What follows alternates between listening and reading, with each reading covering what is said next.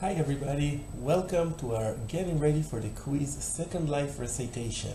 This is my office in Tel Aviv University in the Department of Communication, and in the following minutes I'm going to instruct you virtually how you are going to get ready for the quiz next week. So let's start. So as you must remember, we have missed one recitation in Pesach, so we had only 6 weeks of class and only 5 weeks of recitation. So you have to know all the materials from class up to week 6 and all the materials from recitation up to class 5. It means that in class you have to know everything up to the subject of the self, and in the recitation we will not be able to cover everything until the quiz, so you have to know everything until this recitation, until the second life experience. In readings, in terms of readings, you have to read chapters 2 to 4, all the chapters up to week number 6, including the self. And the quiz will take place in next class, not in the recitation, it will take place in class. As Roy mentioned, there are no makeups. If you are not going to be in Israel, you are going to be abroad, or you are sick, or I don't know what, you have to send us permission from the doctor, your flight tickets or everything. Just do it please before the quiz. You are also able to do it afterwards, but please do it before, so if there are problems we will let you know. The quiz is going to include 20 multiple choice questions, and we are giving for this quiz 45 minutes. The quiz will start at the beginning of class. It will be 45 minutes, so if you have extra time you will be able to do it right after the 45 minutes. If you have any excuses or any permissions to use a laptop or reading software, we have a list and you will get everything that you are getting in a regular exam.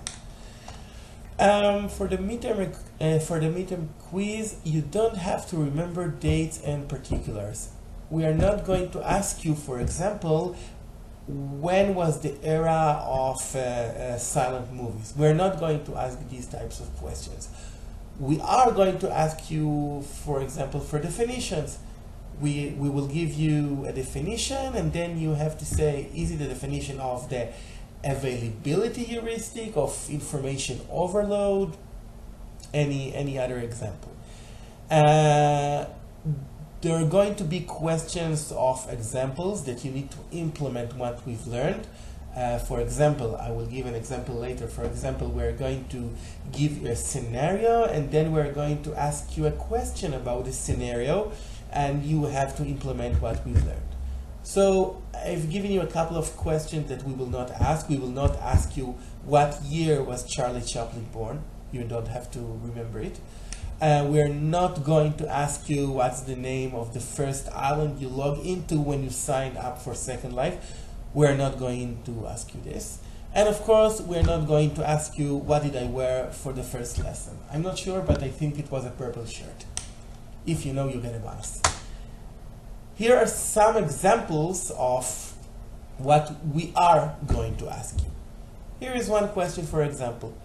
The role of Charlie Chaplin in modern times. The silent movie Modern Times. We saw only one example of Charlie Chaplin. As shown in the recitation, supports the power of. Now you have 5 different answers. Non-verbal communication, verbal communication, schemas, both A and B, E, all answers are correct. You have 5 different options. Now, let's think about it. Take a couple of seconds to think about it. I'm waiting with you. Try to answer it by yourself, and then I will give you the answer.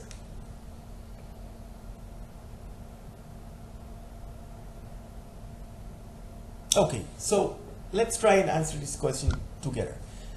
Charlie Chaplin, Modern Times, was an example of silent movies. Silent movies, there is no sound. There is sound, there is no verbal communication. So it can't be an example of the power of verbal communication. In this case, the answer is non-verbal communication, because the silent movies shows us how important nonverbal communication cues are, how important how the player acts is, how important how they exaggerate their emotions, how important their face gestures and hand gestures. All the examples of silent movies, and Charlie Chaplin in particular, are an example of the power of nonverbal communication. Not verbal communication, not schemas. We didn't discuss schemas with these examples, and of course all the answers are not correct, so only nonverbal communication. Another question. The invisible gorilla is an example 4. I will give you a couple of seconds and then I will try to answer it with you.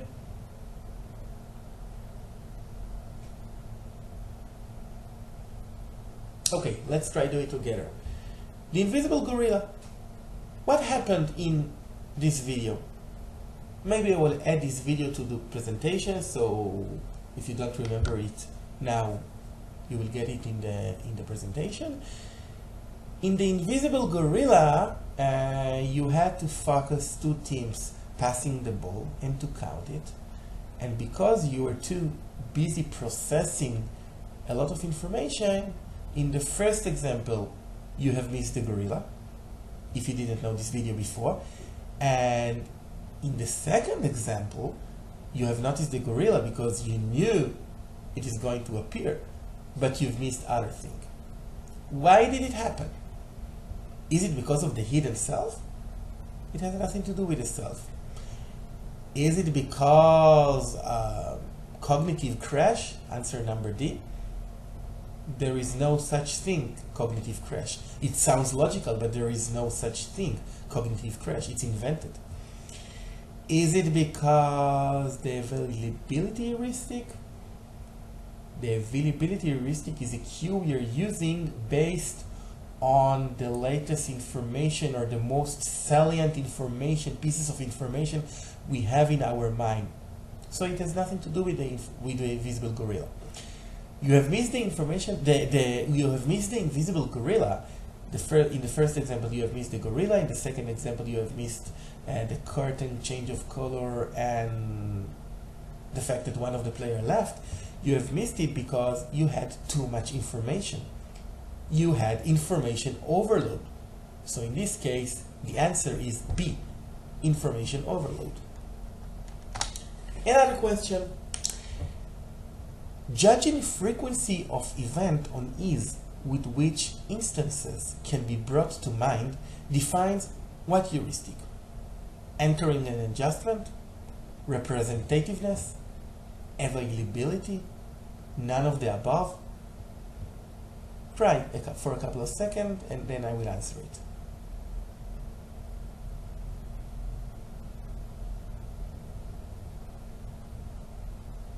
So this example is the exact definition from your textbook and of course from classes of the availability heuristic.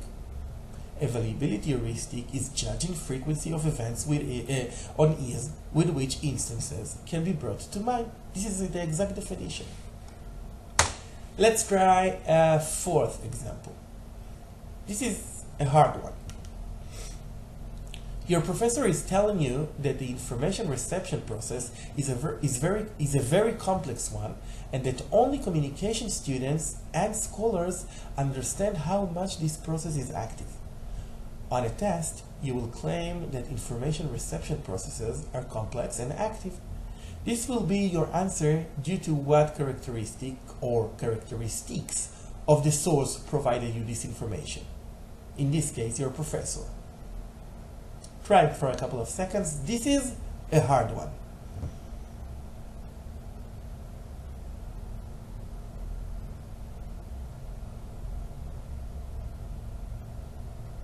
Okay. So first, this is not similarity. It has nothing to do with what we have described in this question. Now, some of you or most of you probably went to credibility, right? Because the source is credible. The source gave you the answer in class. And on the test, you gave the same answer because the source is credible and you trust it, or him in this case. But is it only credibility? Not in this case. In this case, the answer is D, both B and C. It's credibility, of course, but it's also authoritativeness. Why is it authoritativeness? Because your professor is not just credible. You don't just trust him. He is also an authoritative figure. He has the authority to hold this information. He got this authority. He studied it. He investigated it. He has the authority to hold this information. Authority is not just going to a taxi institute and then the manager in the office has the authority to decide whether you need to pay taxes or not. Authority is also your professor who had this degree and had the authority to hold this information. So in this case, I know this is an example of a hard question. Please pay attention that the answers are both B and C. Okay, now I'm sure you have many questions and you want to interact with me and to ask questions. So we will end this presentation and I will answer your questions face to face